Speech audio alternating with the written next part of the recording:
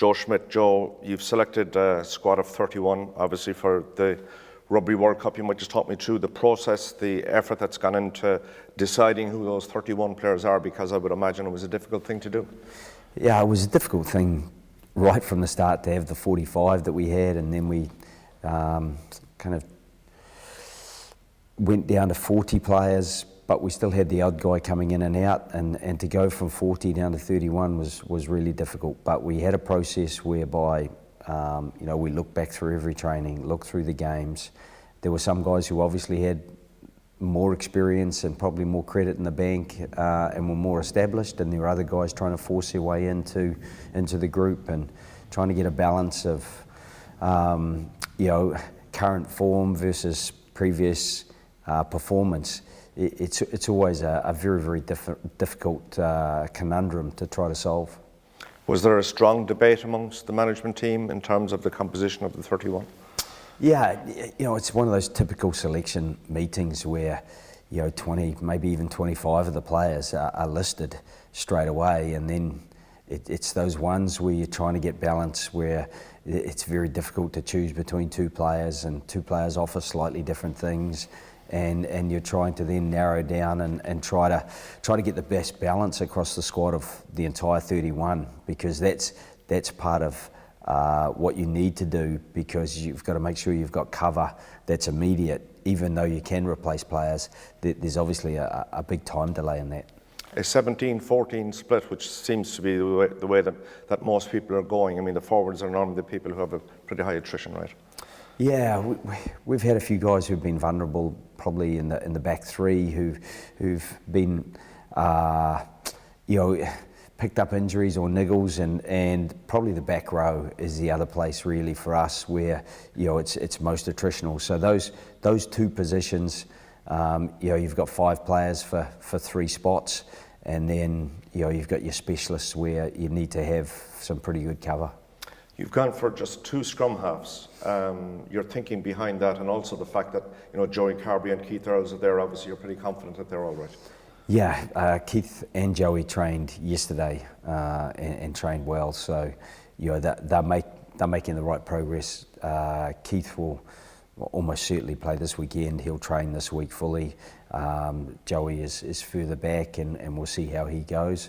The 2 scrum halves, that was an incredibly tough decision. I think if you were going to have a guy who was the quintessential team member, Kieran Marmion is a guy who you would hold up as a guy who's done some fantastic stuff for us, obviously at scrum half, but then he's so versatile and he's such a good man to have in the environment as well. That was a very tough decision with the other 2 scrum halves, and again it's that balance of past performance. Conor Murray has been a world leading scrum half, and Luke McGrath has been incredibly good this season, and so the two of them in competition with Kieran Marmion, that was a very tough decision to come to. There's no place in the squad for Devin Toner, but you have included JeanKlein and Tyke Byrne. Just your kind of thinking and reasoning behind that. Yeah, again, I've coached Dev for 10 years, and he's not just a line-out champion for us. He's such a good player, but he's an absolutely quality person, and that was an incredibly tough conversation yesterday.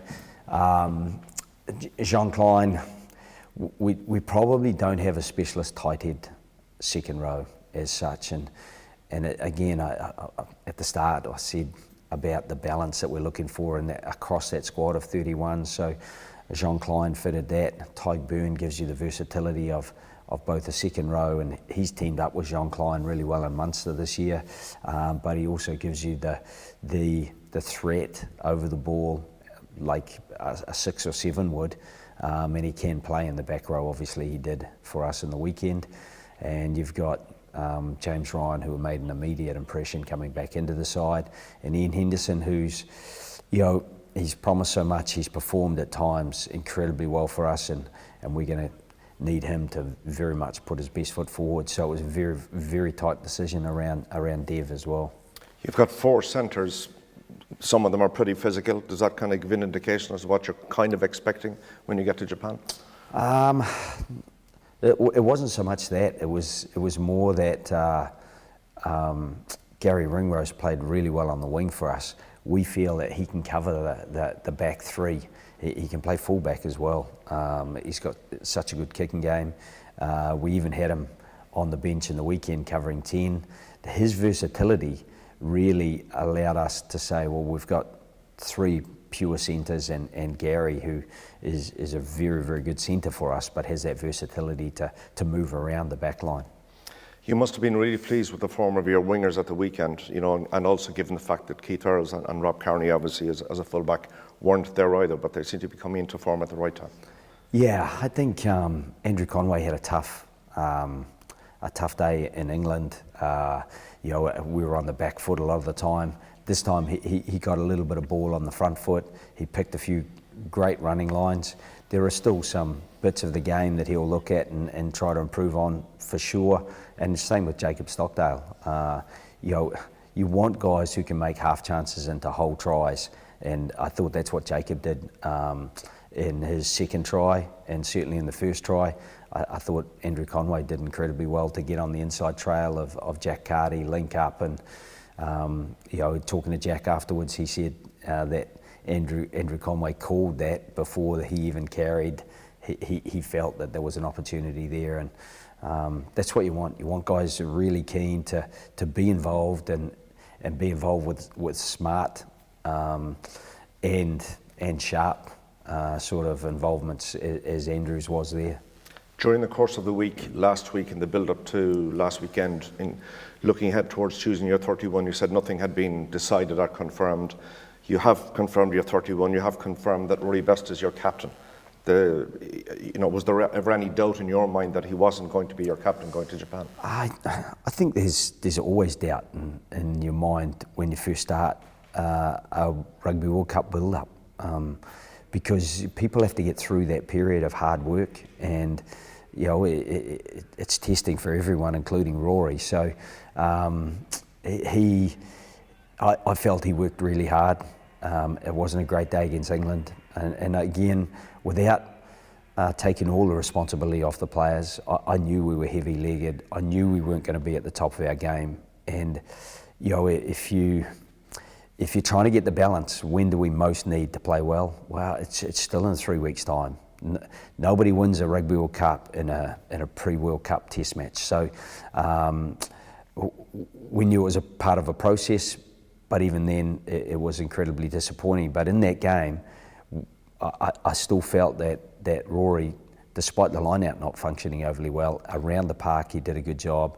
In the last 20 minutes in the weekend, I felt he led the scrum. You know, he made a dozen tackles in 20 minutes. That's not a guy who's a miles away from being at his best. Just a final question in relation to where you go from here.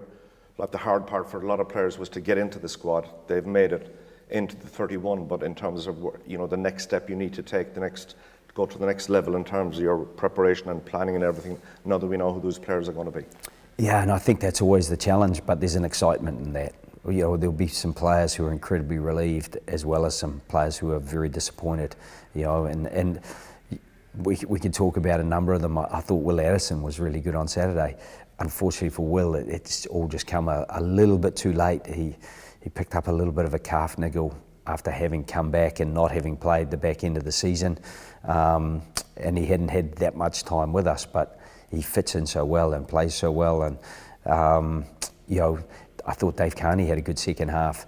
Those sort of guys, Geordie Murphy, he got on the ball twice really well, and once there was quite a big side clean out. Otherwise he would have got it. So, you know, those guys, there's not that much between this group and the guys who aren't there. So at least we feel that if we lose someone, we've got someone who can step in and do a really good job. And those guys who now have the responsibility and opportunity to go to a Rugby World Cup, I am sure they're going to look to grasp it with both hands and, as you say, try to kick on to another level now.